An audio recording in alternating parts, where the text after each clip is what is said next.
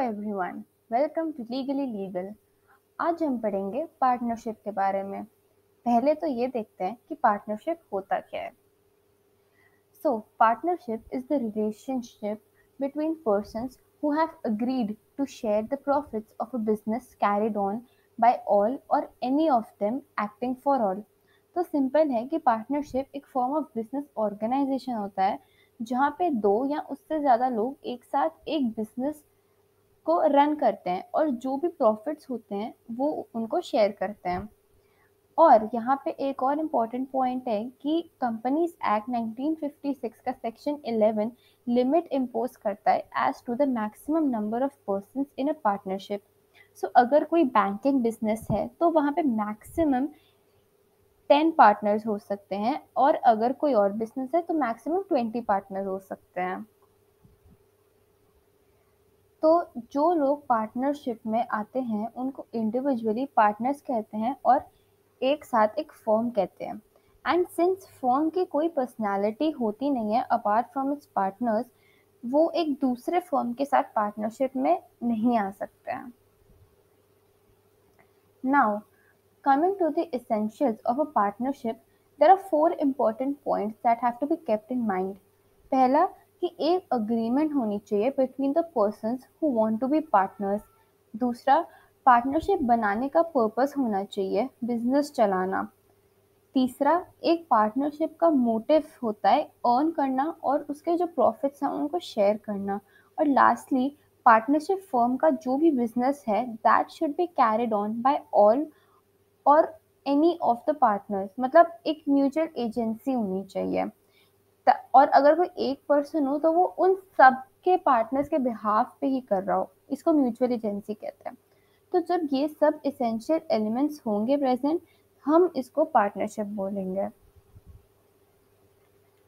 अब जो भी पर्सन्स पार्टनर्स बनना चाहते हैं वो ऑब्वियसली कॉम्पिटेंट होने चाहिए कॉन्ट्रैक्ट के लिए।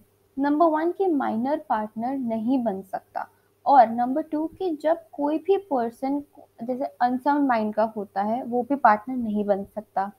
हिंदू अनडिवाइडेड फैमिली HUF भी पार्टनर नहीं बन सकती क्योंकि HUF होती है एक बॉडी ऑफ पर्सन, ना कि एक person. Also as discussed earlier, partnership firm भी पार्टनर नहीं बन सकते क्योंकि वो एक लीगल पर्सन नहीं होती है। नाउ एज वी नो कि partnership can be between two और more persons. Persons can either be natural और आर्टिफिशियल। अब कंपनी एक आर्टिफिशियल पर्सन होती है जैसा कि हमने पढ़ा है कंपनीज एक्ट के अंदर, तो वो पार्टनरशिप फर्म की पार्टनर बन सकती है under the Indian partnership act. But अगर हम इस सेम चीज़ को कंपनीज एक्ट के व्यू से देखें तो उसमें थोड़ी सी प्रैक्टिकल डिफिकल्टी आ सकती है।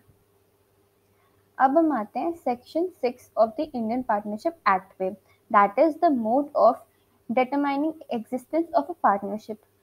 So this section states that for determining whether there is a partnership between certain persons or not, or for determining it, all the relevant facts and the real relation between the parties have to be taken into consideration।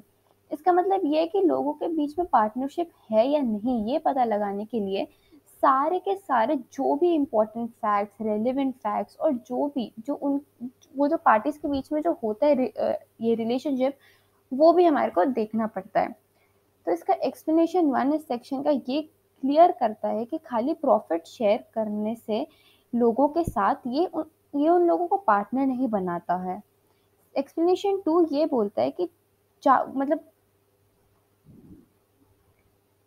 4 particular example देता है जहाँ एक person profit share कर भी रहा हो किसी और के साथ, बट स्टिल उनका जो रियल रिलेशन है वो पार्टनर वाला नहीं है। ये जो 4 एग्जाम्पल्स है वो है number 1 money lender, number 2 servant या कोई एजेंट, नंबर 3 विडो और a child of a deceased partner, and number 4 seller of goodwill. अब हम आते हैं सेक्शन 7 ऑफ द एक्ट पे जो डिफाइन करता है पार्टनरशिप एट विल।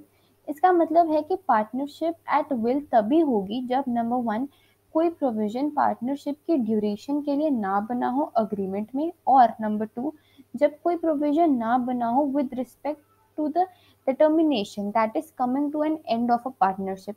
अगर इन दोनों में से कोई भी प्रोविजन हो, फॉर एग्जाम्पल कि पार्टनरशिप अग्रीमेंट में ड्यूरेशन का प्रोविजन डाल देते हैं कि भाई इतने से इतने टाइम तक हमारी पार्टनरशिप रहेगी, तो उसको पार्टनरशिप एट विल नहीं कहते।